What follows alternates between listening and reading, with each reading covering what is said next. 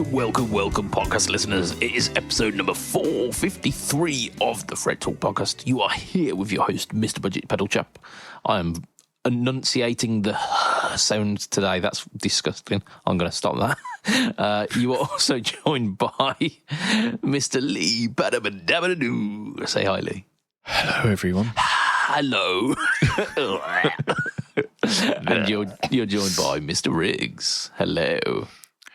Good evening. How are you? Oh my gosh, this is the opposite of. I think everyone's turned off now. Yeah, absolutely. Like the opposite of like a hook at the start of a podcast. You think it's going to like segue into something like relevant? It's not. No, absolutely not. There's nothing that is H related to this in this episode. There's no Herman Lee signature guitar. We did just do a Triple H though. Did we? Mm. Did we all just, I don't know why I do wrestling references sometimes. I've never watched it for like 20 years. Yeah, but it's the golden age of like late teens, early 20s is when. Yeah, it was never good, but it was a good time to hang out with your mates and just something to watch. Oh, it was good. It was like camp theatre, which is like it's fine. I imagine kind of like the American. They probably weren't actively going for camp, but I know exactly what. No, you're saying. It's a bit like American Panto, camp. but with a lot more slamming people through tables. Can you imagine how bad American Panto would be? Well, because they don't have that kind of sense of humour. So what they ended up doing was, let's macho this, and it's all very camp, and it's all very like tongue in cheek. Yeah. But then someone gets slammed for a table. The backstage arguments with like as if they were in school is like it's very very soap opera, isn't it? Mm. It's like That's the point when I started realising it was like a soap opera, and I was kind of growing up. I was like, I don't actually like soap operas. Yeah, but this soap opera, like the storyline is man punches other man in the face. So it's jumps on him or hits him with a chair or throws him through a table. Yeah, all three. Yeah, whereas in British soap operas, there's a lot of like Deirdre and Gail sitting round with a cup of tea going, "Oh, did you hear what so-and-so's husband did?" Whereas you've been watching Emma Taylor religiously. Yeah. Very infrequently does someone get put through a table in Emmerdale. Oh, Pollard. Oh, God, this is going to mean nothing to our international crowd. Absolutely. But the English soap operas are something you should experience. Yeah, like watch a week of it, because it's like on every night. Telenovelas, aren't they? Like that's probably the closest thing in the US that you'd get. Do you know what's also very similar? Well, they had like Days of Their Lives and stuff like that, or Days of Our Lives in Dallas and stuff like that, didn't they? Yeah, that's very similar. But what's also similar is our sponsor, affordable.co.uk. I'm not sure they appreciate that. Being compared to American telenovelas. They are a UK company offering boutique pedals designed and built in the UK at amazing prices, bringing you top-notch pedals, including the Supersonic Drive, the 800, the Filthy Rat, to name but a few. There's a few up on the website at the moment because he's been testing out the budget line. So the prototypes for them are available on the thingy at the moment for 50 quid each. Definitely like hop in and get yourself a bargain. Of course, there's the create your own as well. All shipped in fantastic packaging with their stock ready to ship. Check them out at affordable.co.uk. Yeah. Right, gentlemen, we start our podcasts usually with a shit bit of news. Unofficially kind of crowned the Gibson Fender Fracas. But this week we've got a heavyweight bought by yourself, Alex. Do you want to tell us about this this bit of shit news? No. Sure. No, I do not. I came to the conclusion that it would heavily feature in the shit news section because, it came up as an advert and it was a very expensive looking guitar. No. And who makes that guitar? I thought, it's certainly a certain company with 3 letters. I knew it'd be expensive, and it really, really, I don't know, doesn't really get much more expensive than this for a guitar, does it? Which doesn't have like a history or something. Yeah. So, I mean, I found the song lyrics. Excellent. I'm glad that you are totally on board with this podcast. Sorry, so in the UK there used to be a show called Birds of a Feather. Indeed, and it had a very memorable. It was kind of like a soap opera, but more of a comedy one, wasn't it? It was. Yeah. I mean, we should probably tell the listeners that we are looking at a PRS private stock 30th anniversary Birds of a Feather hollow body. I thought you would have covered that by now. Sorry, I wasn't paying attention. No, I was trying to build up tension and then realising that I had nothing to really say about it. Apart from that, it's really, really expensive. Yeah, it's also it's not particularly all that nice. So there's one thing, and I'm agreeing with you. If you look at the back of it, it looks like those kind of matte finished, kind of grainy sort of. Like the BFG. Swamp Ash ones, like the sandblasted Swamp Ash. Yes, thank you. That's exactly what I was thinking of, and it just reminds me of those, and they are not expensive guitars comparatively to these. And the back of it really just reminded me of that instantly. And, that's why I forwarded it for shit news, because I just thought, well, that just looks a bit... The rest of the guitar, absolutely stunning, but the back... I don't know, the fretboard's kind of weird, isn't it? Yeah, Like... So the back is Swamp Ash, so that's why it looks like that. That's why it looks like Swamp Ash. Shocking. I mean, the guitar itself is like a heavily figured flame, like probably quadruple A flame top. Which is quintuple. Yeah, it like it's even more than triple, even more. But like that's part of the course for PRS, and we come to expect that. The fretboard is not. It's something that we've seen before, where it goes from one wood color into another. So it starts as like a rosewood kind of dark wood finish, and then has like this flock of birds, where it turns then into the kind of flame maple at the bottom end of the fretboard. It's really hard to describe. Okay, so it's I think I'm right in saying this, that it's meant to be like a like birds near the headstock. They're birds. The birds are white, and then as it gets down to where the zebra pattern is starting, which starts wider apart, and then as it gets down towards the body, it gets tighter. I think it's meant to show birds flying over over the sea.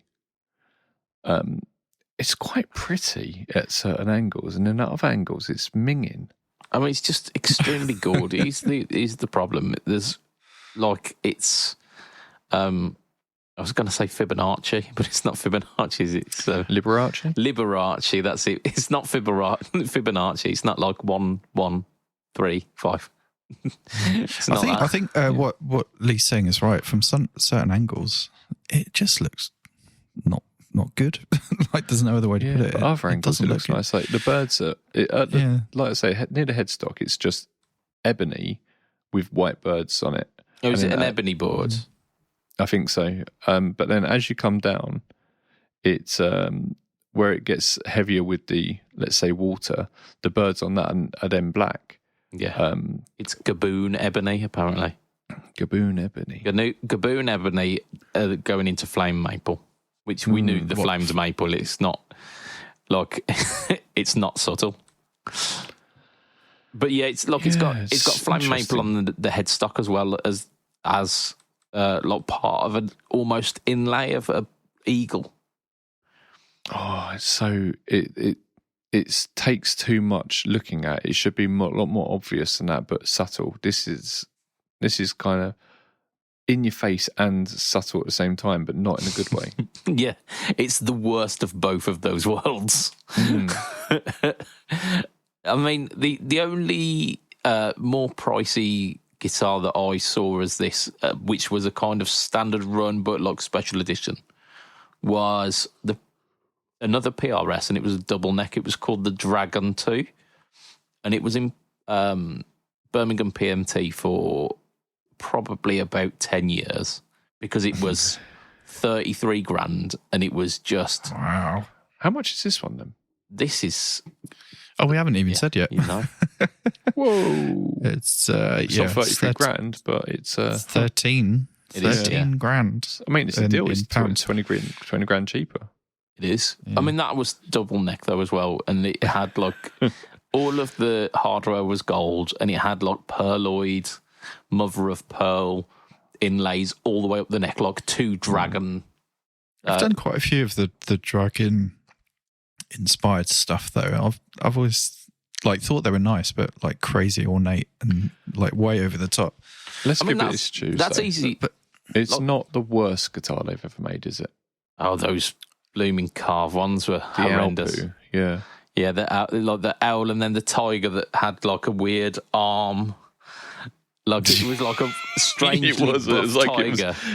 yeah, but it had a really short buff arm. Yeah, which it and was flexing. They were all like Renaissance painting versions of animals, weren't they? It was just fucking shit. yeah. I don't know. I don't care when they were painted; they were not good. But the owl just always sticks in my mind that it looked like half an owl, half a poo. It did, yeah, it looked like a big solid jobby.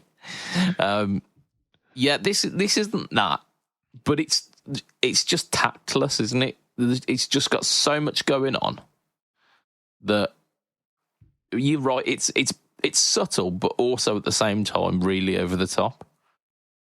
It's Liberace squared. This one is, I think.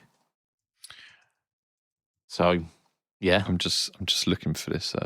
13. I've got a description for it, but Yeah, I think it's a bit early for it. I want to lean into my French and really describe it, but maybe Yeah, go later. for it. Alex, did you ever see these tiger guitars and stuff like that? I've seen some pretty ridiculous guitars. Let me put it in.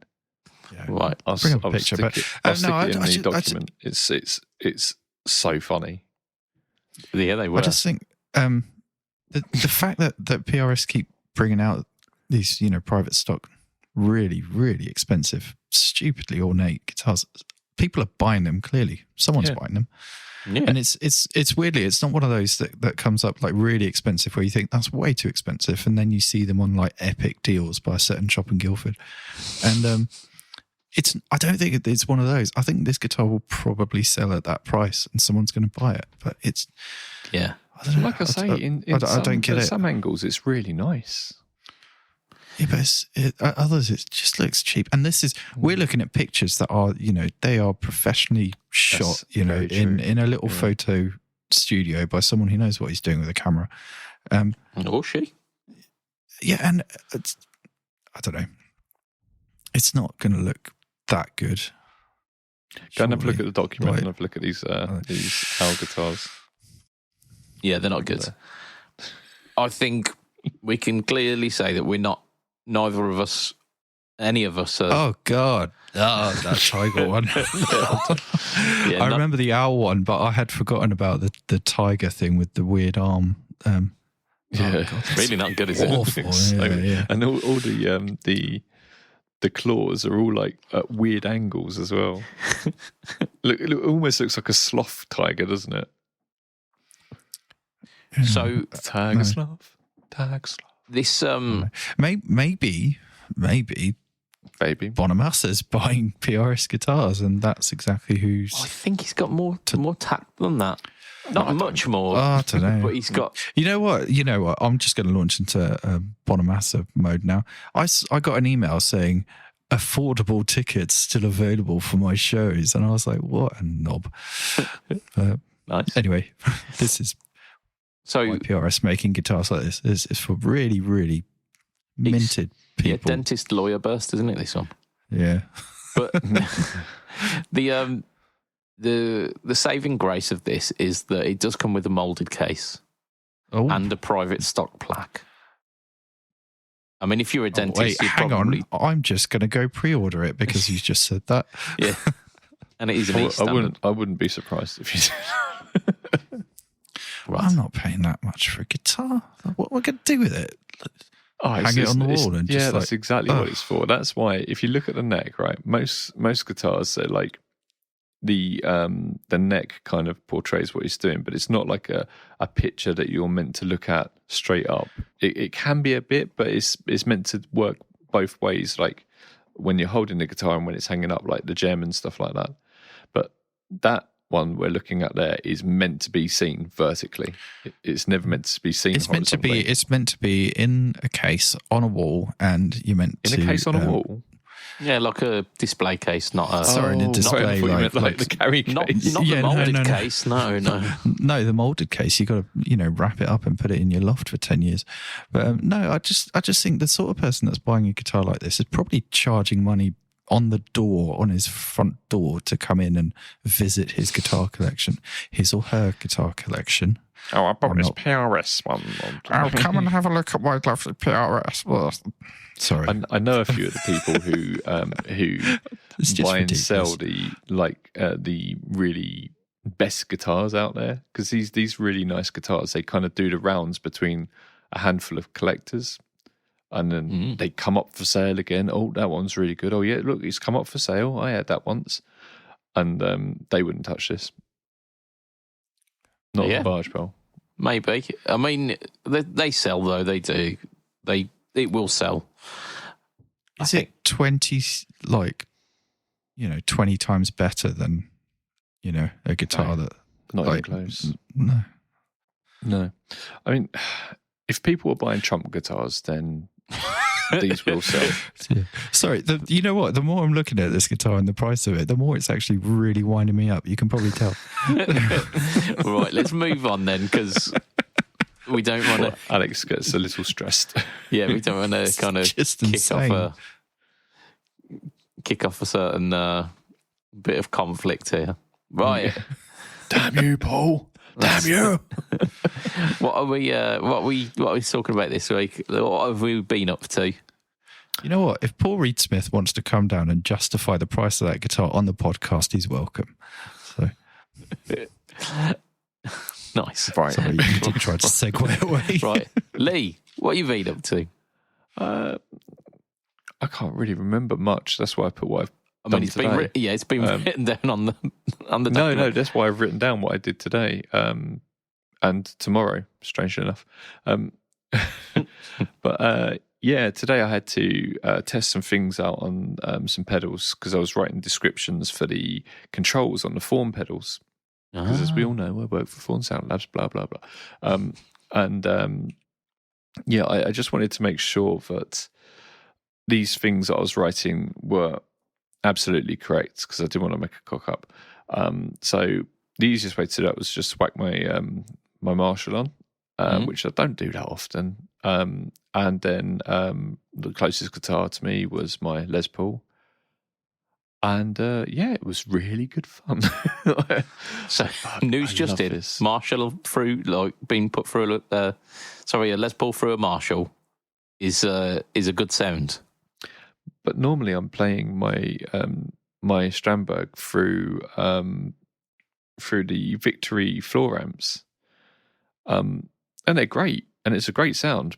But oh man, it's just amazing. And then when I put Bad Cash through, thinking, okay, I can tighten up a high gain sound here, and it worked. It worked now well. And then I thought, I just need to test something on the Magma, which is the distortion pedal, and I just turned the gain all the way down and then just used it to sculpt the tone, and it was gorgeous. And I just put the gain just up a little bit, just to make it sit there nicely.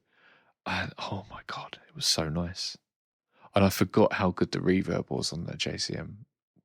It was just, it was beautiful. Was it analog or digital? Was it like a spring? It's got a tank in there. Nice. Yeah, it's gorgeous, and it's got 2 different settings of the reverb, one for each channel.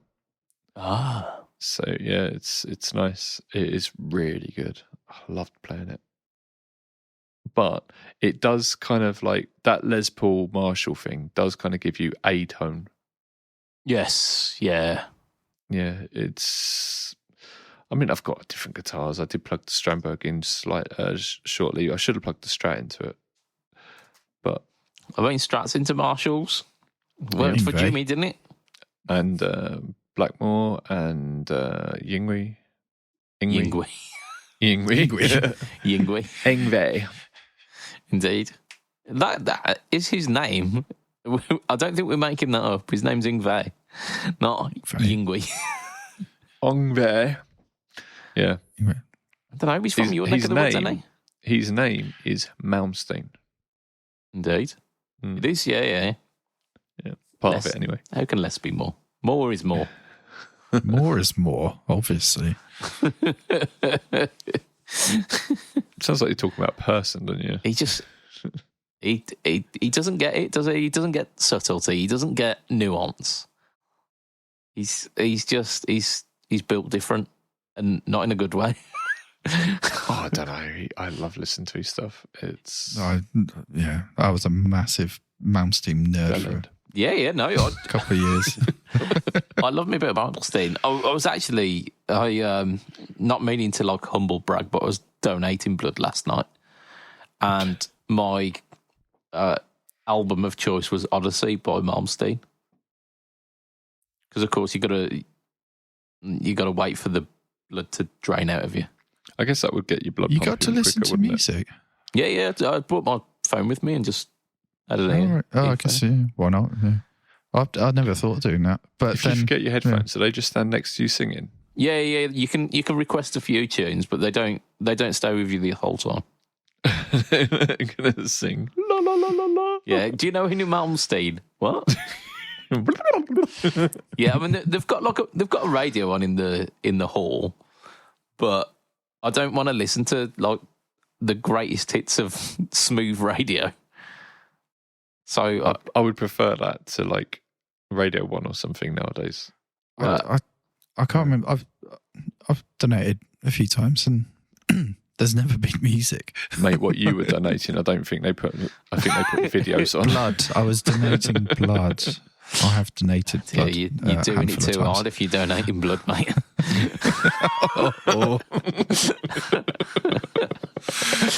Oh dear. Fret talk. I think I might have killed Lee there.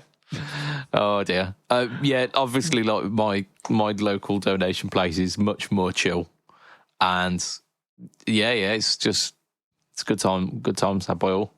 But I didn't get all the way through the album because I drained quite fast. Apparently, I got through like about 4 tunes and then I was done.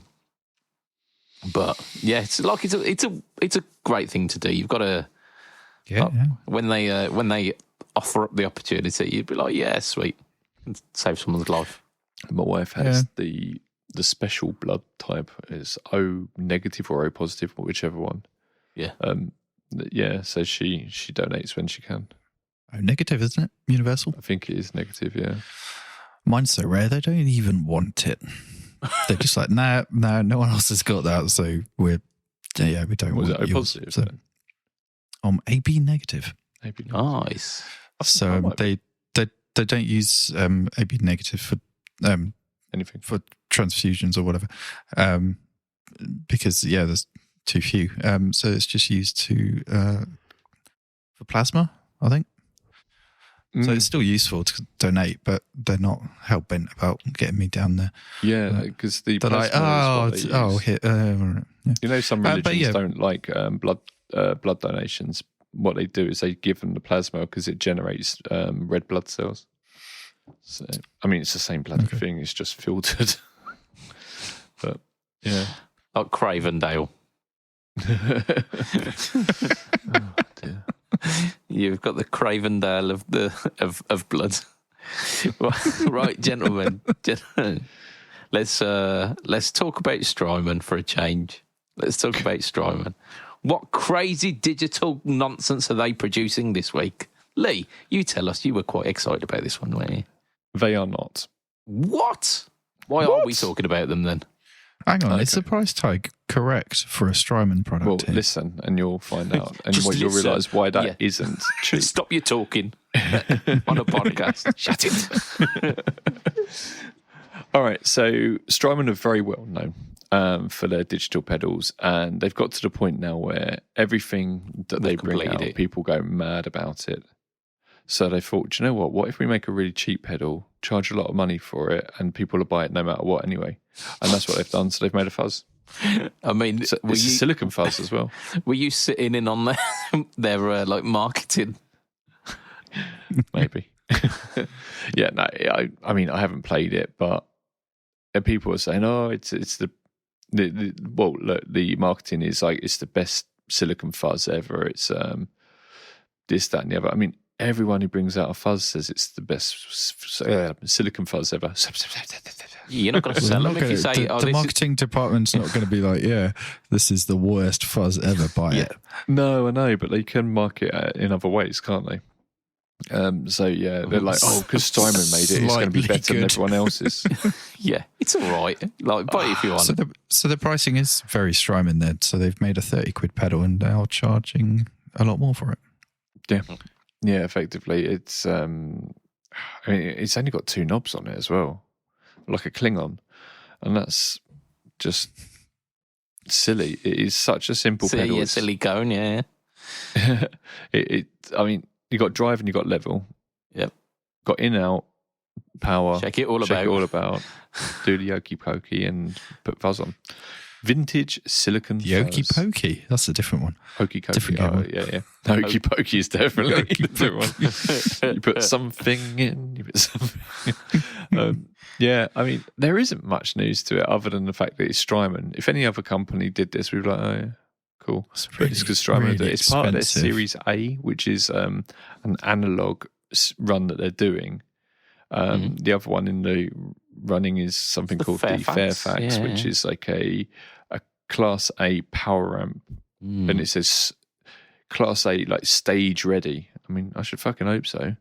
I mean, any pedal's stage ready if you put it on a pedal board. I know what's happened. Well, I told you what's happened. I know what. No, I know what's happened. What's happened is that each knob was £99, and they only had £1 for the rest of the pedal. Well, there you go. There we go. I mean, we've talked about the marketing, we've talked about the production. It's a fuzz. It's a silicon fuzz face. Yeah. It's very basic, isn't it? Like, I bet it probably sounds good. Like Strymon are fuzz faces are good. Yeah, they've made a dickhead move though. Have you seen the top of the pedal? Like it's top mounted jacks. But it's haven't got the from left to right, input, output, then 9-volt DC. So that other way round, from right to left, it's got the DC on the left. I mean, depends which way you're looking at it. But is that what you said? Sorry, just for everyone, I have not eaten food for nearly 3 weeks, so I am not very clever right now. I hate it. But the problem with that is straight away if you've got right angled. Jacks, you're going to be in your own way with the power adapter. Yeah. So that's why it normally goes in the middle. It does, and you could you could offset it from the others as well, like bring it up a bit so that it's right. You could do a lot of things apart from putting it right Not next what to they've done. Exactly what they've done. Exactly. But it's okay. It's cheap for a Strymon. It's 199 quid. Why do people make brown pedals? They're just no. Brown sound? I don't know. I mean, the Mojo is brown and it's the best drive pedal out there. So, yeah. Other than the Fawn stuff, of course. Of course. If you take that PRS and plug it into this, I reckon you'll have like the best tone on the planet.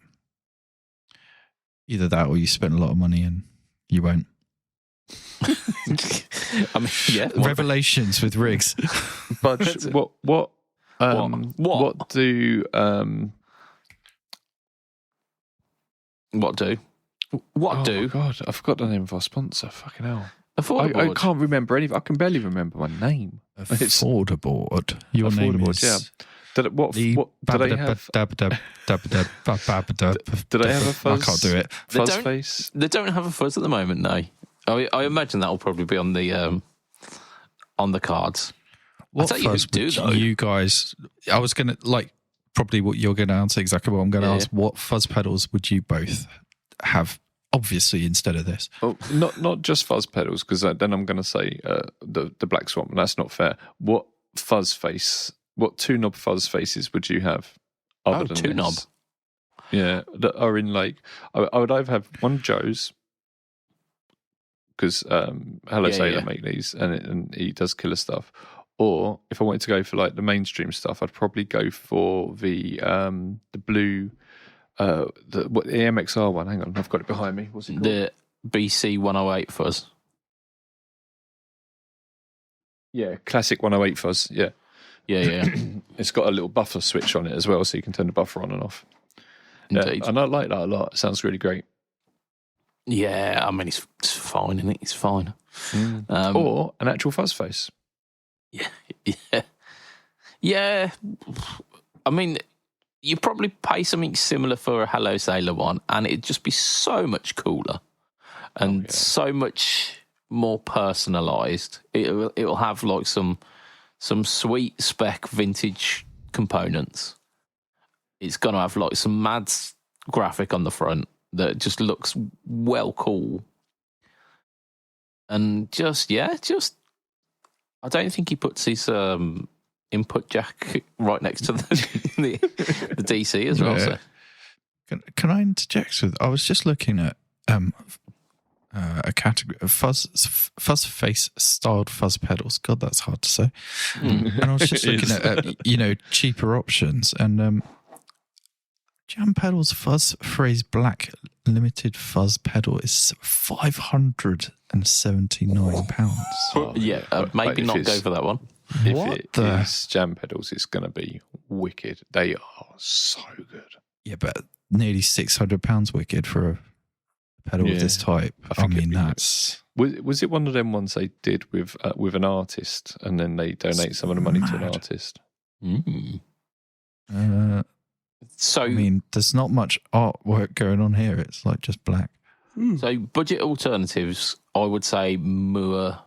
They did the grey phase and the blue phase. The grey one's the germanium. The blue phase is the silicon. I've not tried the blue one, but the grey one, as long as you whack both of the controls up to full, wow, brilliant. I'm trying to think what fuzzes I've got to do both. I have got some, and I can't, like I say, I can't remember shit at the moment, so I can't think of it off the top of my head. I mean, the TC Rusty Fuzz is kind of like this. It's also in a brown enclosure, but it's got a tone control as well. I was going to mention that for £35. Yeah, and to be fair, it's wicked. Oh, yeah, it's really good. Yeah, the smorgasbord range. Is that what they? Is that what they call them? Yeah. We've just done a bunch of quick mounts for a bunch of different pedals, and that I would go for that one. Was called. It turns out it's called the smorgasbord. Who knew? I do now, and so do you. Yeah. Every day's a learning day. That's an absolute bargain. Yeah, no, 35 quid for a TC electronic. It's wicked. That does pretty much the same as this. The common opinion is those TC pedals are rehoused Behringers. Yeah, but Behringer didn't do a fuzz face. I was just going to say, I can't think, because that was in the Boss-like enclosures. Yeah. And I can't think of a fuzz face they did on that. Maybe they did, but I don't know. Yeah, they did this. They also did the honey pot, didn't they? Which was a Big Muff style, which I've been told again is pretty good. Yeah. A lot of the pedals from that line are good. I mean, there's only so much you can go it was with fuzz face. It's a what? Sorry. There's only so much you can do to a fuzz face. Yeah. Before it becomes something else. Yeah, I suppose. Yeah. If you put all of the resistors on pots, it becomes a fuzz factory. Yeah. I know that the big fuzz faces are really awkward to put on your board, but they do the smaller versions as well. Yeah, and they're I'm also just awkward. looking at those. Or Yeah, just and- smaller. Yeah, but they're but not as awkward. and cheaper as well. Well, a little bit cheaper. Yeah, And they're they had still 50 quite quid pricey. carrots. Yeah. They add a little bit of character to your board as well, don't they? I like them. I think they're cute. Yeah. I'd put Bobby go. eyes on the controls. Yeah. They look like little silly They faces. look like don't they? Henry Hoovers.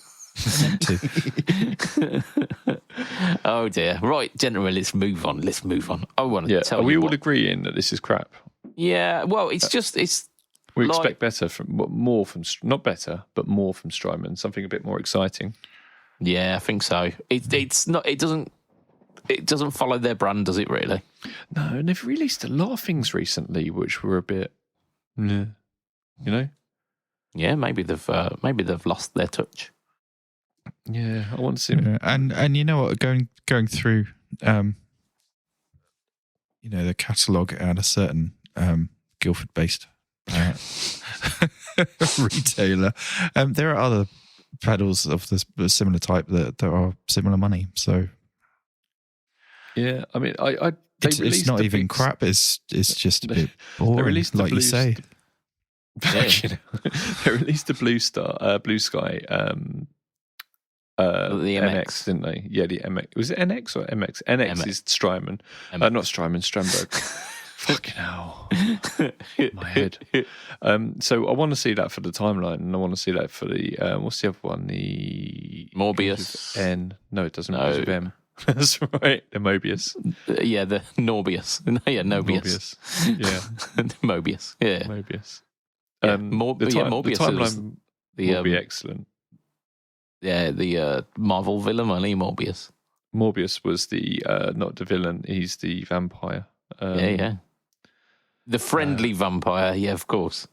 Yeah, but do you remember in the Spider-Man? Yeah, but we things had you those used to- weird hand suckers Yeah, because you they would didn't take want plasma. to Yeah. And they weren't allowed to have guns in it as well. They weren't allowed to shoot bullets. They all had laser guns. Yeah, laser gun. Yeah. Oh, you crazy! And they censored nunchucks as well in the Teenage Mutant Hero Turtles Oh yeah. that we had in the UK. Yeah, I grew up thinking that was right, and people calling it ninja was wrong. Yeah. I was incorrect. I mean, but you weren't. That's what we got given. So both are correct. It's just No, I mean the creators called it ninja, yeah. and then the censors told them not to, so it was wrong. La, la, la, la, la. So I want to tell you what I've been up to this week. Oh, So pretty much directly after we did the podcast last week, I also did a live stream because why the fuck not? but this one actually went out, right? Yeah, I actually live streamed this one. It was really good actually. Yeah, got loads of people in the live, and it was a really good atmosphere.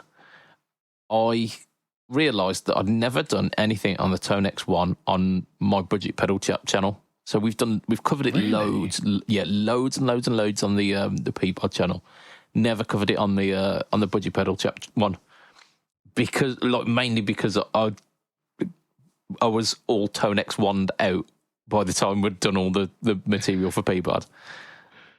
And there weren't that many people kind of asking out for it. There were a few people going, yeah, I'm kind of interested, kind of. But there weren't like that big outcry for it. So I just kind of let it stay on the back burner.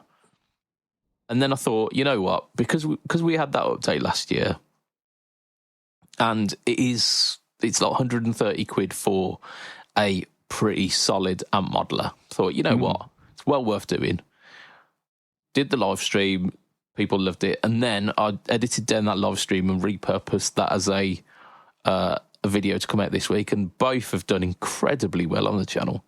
So it turns out people do want to see stuff on the Tone X1. Well, hey. Yeah, I mean it's really, really popular. We just made a quick mount for that as well. We only do them for the most popular pedals. Yeah, it's a wicked one. I also at the end of the week, or tomorrow for us, I released a video about the Sonicake King of Twins. No prizes to guess what that might be based on. And we're also doing a live stream tomorrow on the GP 800. Well, I'm gonna plug in the GP 180, but if you've got the 800, okay. I've always got 800. So yeah, Pennies. King of Twins is King of Tone based, kind of flavoured, but makes a few improvements over the original King of Tone design. It makes a few cock-ups. No, it makes a few improvements. So like the King of Tone is like two sides where you've got basically like a 3-knob pedal, and then you've got internal dip switches for like the gain modes. Yeah, you got 3 different game modes. And then there's an internal presence as well, an internal presence trim pot. I mean, Mike does offer that on the outside as well. What he offers the trim pots, but he doesn't offer the presence, does he? He will give you whatever you want if you pay the money. Yeah. Mm. But again, like that, you're probably talking like a 6-year waiting list at this point. Yeah, do you remember when we were moaning about it being like 2 years? Yeah. So like you are stuck if you want one. Whereas this has got this is again 2 identical sides, presence is on the outside, and you've got like switches on the front for the 3 different modes. Like great budget alternative to waiting a really, really long time, essentially. I mean, or you can buy the Brothers AM. But that's not the same, is it? It's a King of Tone made by Chase Bliss, and it's got the Beano boost in it as well, which makes you sound like Brian May, and I love it. Well, there you go. Yeah, that's an option too. Oh, there's plenty of options. Yeah, isn't there? Just like how many have come out recently? We've got the Sonic 8 King of Twins was out recently. Yeah, all right. Noted. Go on. I've done a few shorts for pedalboards I'm doing recently as well. I did one about the Boss SD1 yesterday, which was quite good. Yeah. Somehow he keeps accidentally getting himself back to front on certain bits, so he looks like he's left-handed. Yeah, I remembered to change that one for today's video, which is doing even better than the one on the SD one. I mean, he did one on one of the Fawn Sound Labs pedals, and he literally holds it up to the camera and it's back to front. I did, yeah. I fixed it though. I did fix it. Oh, nice. The funniest thing about that was I told him what had happened on it, and he watched it back and couldn't see it because he was so like in the zone on it or in the bubble. Yeah. Like I spent my time editing this video, and like my brain didn't register that it was backwards. I thought, actually, you know what? That is illegible. So it's just one of those things that happens. It's like mixing a song on the same day you record it, and then you go back and you listen to it, you're like, what the fuck was I doing? Yeah. Oh my gosh, yeah. But we made some interesting choices in that mix. Yeah. But yeah, so I've been a busy boy this week. I've done a lot of... What features does it have? Does it just move in like the presence and the other bits on top? Yeah, those are on top, yeah. Okay, it's the same as the Pantheon Deluxe, isn't it? I know not. Yeah, exactly the same. But, I mean, they're going to be vastly different price points. Yeah. Indeed. Right. There is one bit of news this week that I wanted to talk about. And when I initially brought it up before we started recording, you were a little bit kind of dismissive of it. You were like, yeah, okay. I looked at it. Yeah. I just think there's other things on the list I personally want to look at. But crack on, tell us. But I'm giving you the lowdown with this one. So NewX have brought out another modeler. This one's kind of their flagship one. This is their top of the line. And despite it being top of the line, it's still only like 400 quid. So still pretty affordable. Comparatively, yeah. Yeah. So, I mean, you're talking probably about 700 quid for a HX Stomp these days. So it's cheaper than that, like by quite a margin. It's featuring a lot of the features that have been mentioned before. So, like not the Dyna IR, because that's the the IR system for 2 notes, isn't it? But their IR system that was absolutely raving about, with the Amp Academy Stomp, where it's got like the stereo IRs that you can then bring in either IRs or their own proprietary cab sims, and have two separate ones to left and right. Incredible, incredibly detailed, getting towards the kind of functionality of stuff like the 2 notes, and sounds really good as well. You've got the same standard white box physical amp modeling algorithm that is used with the other stuff, like the Amp Academy Stomp as well, with 4K. Do you want to give a little bit more detail on that? Because I think we're assuming people know more than they might. Which bit do you want more detail on? The Amp Academy bit. Oh, so I mean, we've spoken about the Amp Academy quite recently, because I was absolutely bigging it up.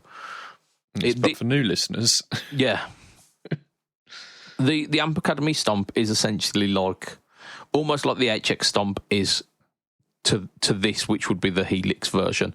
So the Amp Academy Stomp is purely just the amp modeling parts and a few effects that help bolster that. So reverbs, delays, and compression, and boost pedals.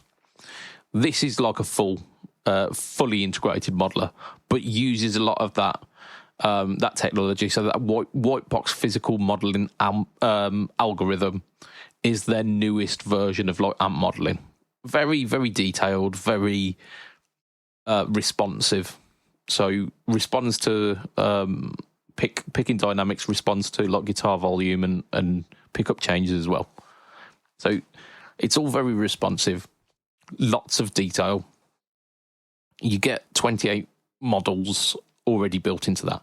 However, all of that is just kind of an addition on top of what you'd get in the Amp Academy Stomp. It's like that, but then with modulations and wah pedals and whatnot. The thing that makes it truly, truly interesting is something that Nux, Nuix, whatever you want to call them. You know what? Because they have emailed you. They have. Telling you. Yeah, they tell me off every time. But I cannot be told I am ungovernable. What, governor? Nope. So they gloss over superbly important things in their marketing. Just go, yeah, we'll just let it speak for itself. And this is one of those things. The deep image. They're shy, isn't it? It's like they're shy about, because they do this a lot. Yeah, they make some incredible things, but don't tell anyone about it. You've got a new modeler out, yeah. You're like, but it does that. This feature, the deep image modeling technology, what that is essentially, very similar technology to something like the Quad Cortex or the Kemper or the Tonex, where you can plug an amp into it and it will do like a capture of the amp, and then you basically import amp captures into it. Right. So whereas their other stuff would relied on the fact that you could import NAM profiling into it, this is now taking it into their own proprietary amp modeling algorithm. Can it do NAM profiles as well? I'm not entirely sure. I wouldn't see why it wouldn't do that. You'd think so, but yeah, I mean, yeah, because the Amp Academy Stomp does, and this is the next level on top of that. So I wouldn't see why it wouldn't do that, but I can't say for sure. You just did. But so they go into it and say, like, you can use it to model not only amps, full rigs, and pedals as well. So you could have like captures of pedals.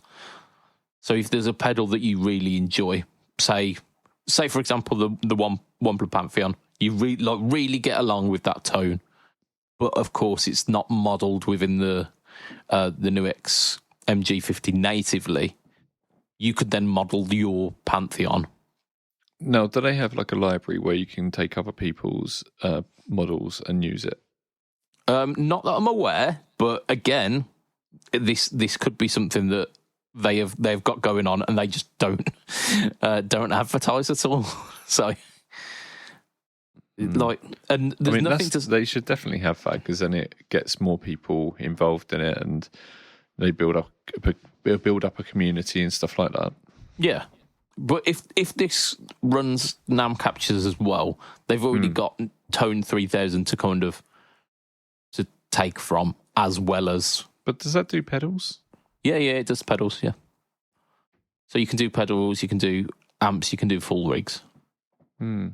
So this does that. It's also got an inbuilt battery as well, which I think they say runs up to 5 hours of like continuous play, which is enough for a gig, surely. Yeah, lasts up to 5 hours on a single charge. I think it looks nice as well. I like the white one, the orange against the white. Yeah, it's good, isn't it? And those orange switches, if you see without the because they've got like the button toppers on, which I'm assuming they probably supply with, because Nuix just supply you with everything you need. If you see without the button toppers on, it's got the same kind of thing that the Matrixbox 2 Pro has, where the back set of foot switches are higher than the front set, so it's almost like a tilted board. So you can access the back ones easier because they're going to be harder to press. So they really do think about these things. You've also got the standard things that you'd expect. You've got like a computer-based editor. You've got a mobile-based editor as well. Looks like an OLED screen on there. It does, doesn't it? So it's something that I think. We haven't mentioned it's got a treadle on it as well. Yeah, it does. Yeah, it's got like 4 foot switches and a treadle? So 4 foot switches up front, and then you've got like a bank up and bank down, and then you've got a treadle as well. And it's got on the front what looks like a VU meter. Yeah, I think that's for the treadle. So you can like, it's got an arrow pointing down on one, and then a double arrow pointing up. So that's probably where you set your maximum and minimum for the patch that you're on. Yeah, potentially. Also says stomp, hold both for looper. Yeah, so that's nice. Yeah, it's going to have a looper in it as well. Yeah, because they all do. Looks very simple to use though. I like that. So you've got like you've got the screen, then you've got 5 knobs there, and one of them says SEL, so that's going to be select, and then the other 4 knobs are doing whatever the control shows on the screen above it. We've seen that a lot of times, but it's a nice way of doing things. It's a nice interactive interface. One thing that I did pick up on the product video, they've done just one of these kind of standard product videos where it just kind of talks you through the features on it while someone plays through it. I mean, it sounded great. The guy's playing was fantastic. But it also, again, very subtly mentions that you can split the signal chain. So it does parallel. Yeah, it does. So you can have like two signal chains going on at once, and different things going to your left and right. So, again, very, very cool. What's NBT-1? I don't know what NBT-1 is. Where are you seeing this? On the rear panel. So you've got 2 USB-Cs. I think they're both USB-Cs. Maybe that one's a little bit squarer. But yeah, they are both USB-Cs, but one of them says NBT-1. I don't know what that is. No, neither do I. Maybe MIDI. So you might have like USB, because it works as an interface, as they all do. Good, but you've got MIDI in. Oh, and you have MIDI got out MIDI, via yeah. So TRS, mini TRS, and you've got auxiliary in and phones. Oh, headphones. Yeah. You got an expression Bluetooth. It's the Bluetooth module connection. Oh, yeah, of course it is. Yeah. The MBT. So that is the Amp Academy Stump has got one of these. It's like a tiny little Bluetooth module that you stick into. That was my one complaint of the Amp Academy Stump, was that it had one USB slot, and if you plugged the Bluetooth into it, you then couldn't go out Bluetooth to record. Oh yeah.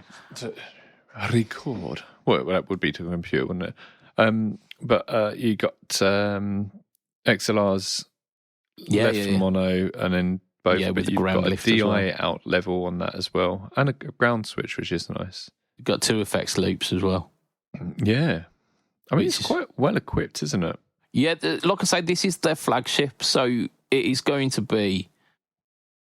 It's going to be the most feature packed, and considering like 400 quid is not massive amounts of money. It's not even 400 quid. It's like 368. Yeah. So you can. So with the Bluetooth, I thought the Bluetooth was just for like. Well, I don't know what I thought the Bluetooth was for, but it looks like they've got a decent app for it as well. Yeah. Like the apps are always good for the new X stuff. They even have apps for stuff like we did a live stream on it, didn't we? The Space Echo clone. Yeah. Funny enough, that has just popped up on my screen. That one? Yeah, it's just popped up on my screen. That's uncanny, that. Yeah, it did all right for our channel, actually, considering the PBOD channel doesn't tend to be as budget pedal focused as my channel, clearly. Yeah, but some of the things they really do love, like the GP5 and stuff. Yeah, and the Space Echo, they were like, oh, we love the Space Echo, but is there an option of getting it a bit cheaper and still getting some great tones? Yeah, yes. I mean, the Boss stuff, it looks really, really great, but it is a little bit pricey when it comes to that. Yeah. And if you want the tones of the Space Echo 1, like the single pedal one, but without the kind of faff, then the new X has got like the 2 foot switches and has got an app that you can use to work it as well. So it's pretty cool. Like they do make some fantastic stuff, do you? Like the only thing I can think of the top of my head right now, so there's probably a million, but the only one I can think of right now is the headphones, the Weather Airs, because that needs to have an app. Yeah, you'd be screwed without it, wouldn't you? So yeah, I was really excited about this new X, and I really wanted to rave about it because new X won't.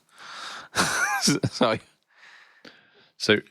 I've got something maybe we can talk about it next week, which is very similar. It doesn't have the capture in, but it's about 100 quid. Interesting. Alex, what were you going to say? Well, I've been really quiet, like just listening to you guys talk about this, and while you were chatting, I've been just looking at the specs, and I'm quite blown away by it, really, as to what it can achieve for that sort of money. And I'm always, trying to like, what can't it do? It's, it'd be quicker to kind of look for that because it's so packed with features. Yeah, really impressed. I wonder, because there's always the question with the guitarist from Donker Knuffle. Bless you. Thank you. Jamie, the question, because his rig is enormous, his pedal board is enormous. It has... it has 2 amps on it, including power amps. He's got the Ibanez little amp pedals.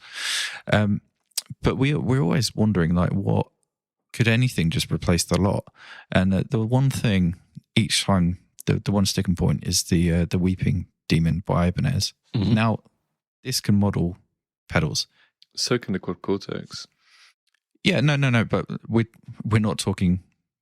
We're thinking kind of budget ish. Of course, the quad cortex can do it. I'm sure. But for this sort of money, can it do it? Can it model a wah pedal? I wonder. We'll have wah pedals built in, but I've yet to see one that does the weeping demon. It's always the one, and it's part of his sound, like it's part of his kind of signature. It's normally like a snapshot of it. Yeah, and with a wah, it's about the movement. Yeah, exactly. Yeah, so I'm wondering if it can do amazing things. Don't get me wrong, I'm very impressed by this, and I'd love to have one, but.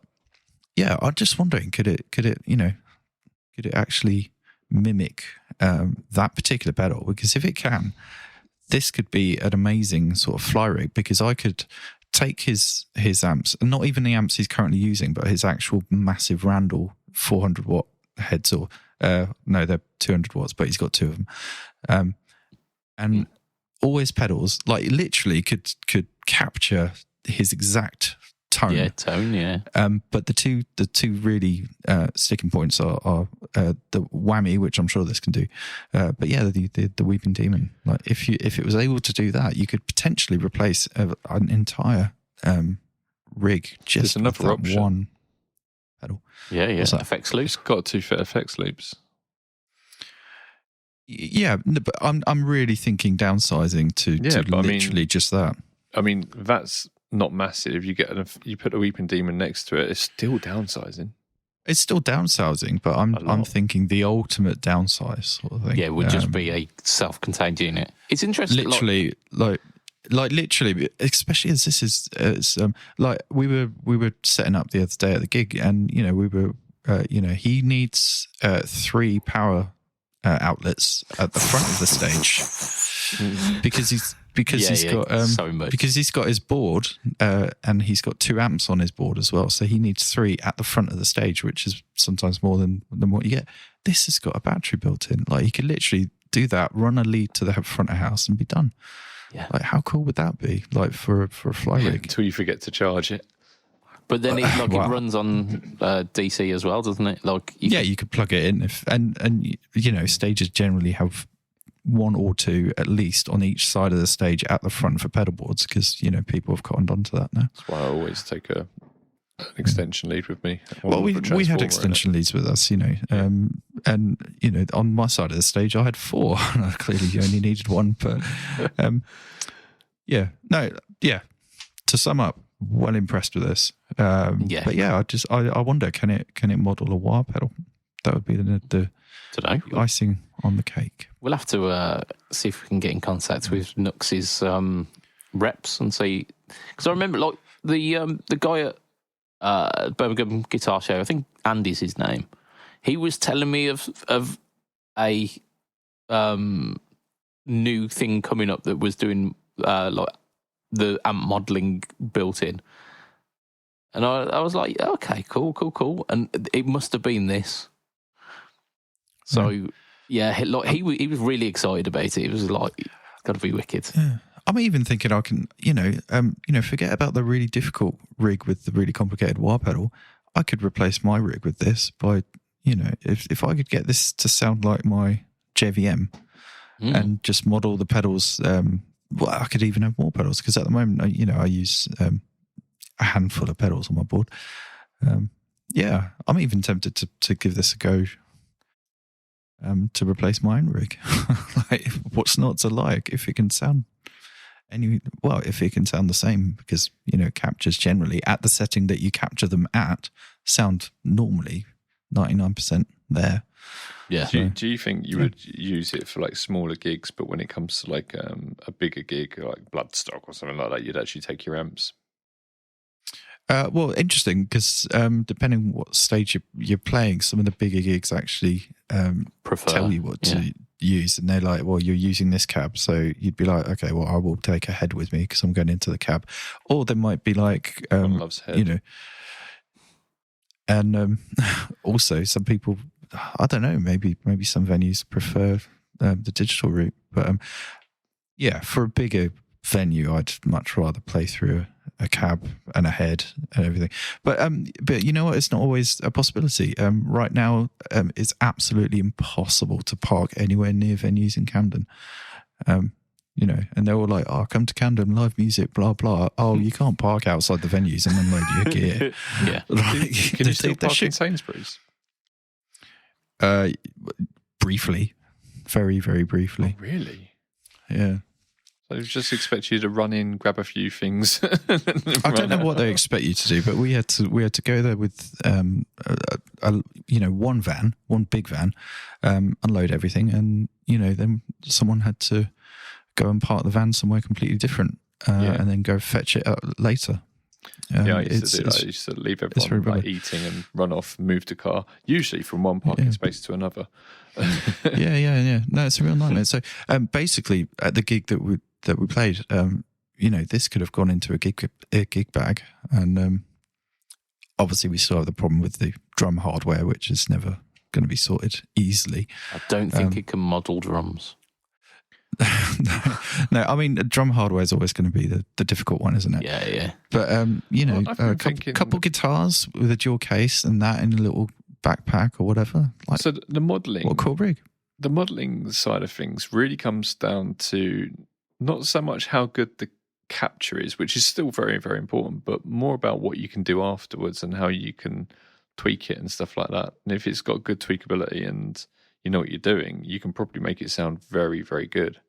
But I'm still not sure if it's like, maybe it's got a thing of what are you modelling pedal? What type of pedal? Wah pedal? And then it might give you like, okay, give me the toe, give me the heel, and give me something in the middle, and then it might be able to work that out with AI or whatever. But I mean, caveat, as always, you are reliant on the sound system at the venue for you were on stage.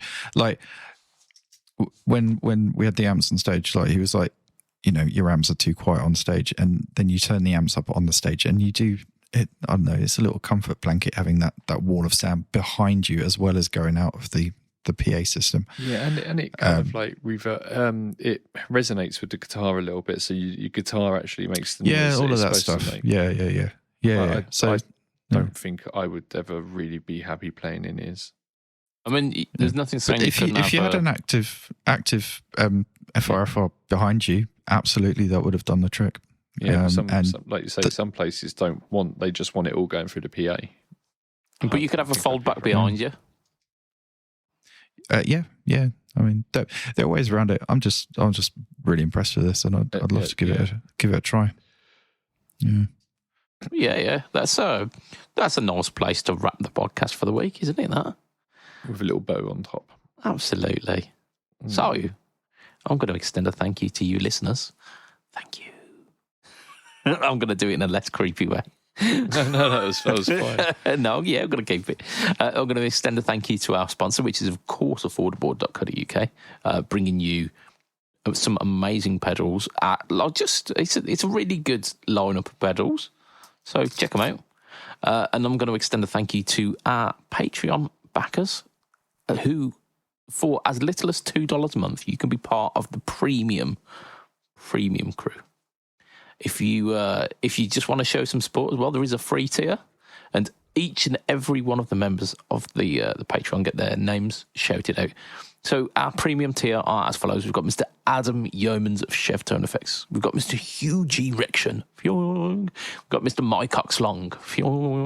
We've got Mr. Gary Goldencock. We've got Mr. Ben Fletcher of Fletcher Pickups. We've got Mr. Brian Gower of the Tone Jerks podcast, the Second Button podcast, and the Off the Rails podcast. We've got Mr. Diabetes Foot. We've got Mr. Jason Wharton of Jason Wharton 82 and of at PBOD. Congratulations on getting your record BT dubs, Jason. We've got Mr. Gareth Brand. We've got Mr. Johnny Cambridge. We've got Mr. DJ Play Nice. We've got Mr. Crazed Fandango. And we've got Mr. Mike Phelan. And for our free tier people, you also get a shout out. We've got Brett, we've got Dave, we've got Harry Wallington, James Bragg, JD Fosho, Jimmy Smith, Johnny Goat, Julian Nielsen, Kamal Singh, the entirety of Kent. We've got But Smells Good. But smells good. Yes, we do. When did that happen? That's what happened when you give me access to the form. I imagine that's probably Pedal Boards of Doom, which has changed their name. We've got Marlers, we've got Matthew Dang, we've got Matthew Quinn, we've got Michael Burns, we've got Michael Levinson, we've got Mika Beponen, we've got Mike, we've got Nika Musi, Perry Wright, Raphael Formaren, Ross Philpotts, Jack Richards, Simon Fricker, Vaughan Murray. What you see is not what you get. William Crone, Frank Brack, Michael Ribovich, Rich Gretzky. Not reading that one because you've just had your show out. It is, and Danny DeVito, Disco Bear. Oh man, I was sitting here like trying to hold in my giggles as you started the Patreon names. I was like, absolutely. Yeah, I think I might just set this back to read only. I think there we go, that's better. Yeah, so if you want to catch me online, I'm of course Budget Pedal Chap. You find me Instagram, Facebook, YouTube, Threads, and the other one, Blogspot, all at or / Budget Pedal Chap. If you find one, you find them all. They all link together. And of course, this week features the Sonic Cake King of Twins on the YouTube channel, and probably over on Blogspot as well. Look forward to seeing that. Yeah, it's a good one. I mean, I've recorded it already. Definitely done all of that. No, I have. Yeah, I did it on Tuesday. Lee, where can we find you? Oh, God. Sorry. Am I disturbing you? I'll tell you what. I'll tell you next week. And Alex, where can we find you? Well, on Facebook, Pedalboards of Doom, and anything. There. Yeah, with Lee, he's got something to do with it, and anything related to my band, Donker Kanoffel. That's you. Is it a bit early to plug the Halloween gig? Yes, mate. Yes, it definitely is. Yeah. It's a bit too early. Okay, I'll leave it. But yeah, we've got more gigs off the back of the last gig. So yeah. Very nice. Very nice. So, from myself, Mr. Budget Pedal Chap, from Lee, and from Mr. Riggs, it will be a tatty bye and good night for this week. There are a bit. See ya. Bye.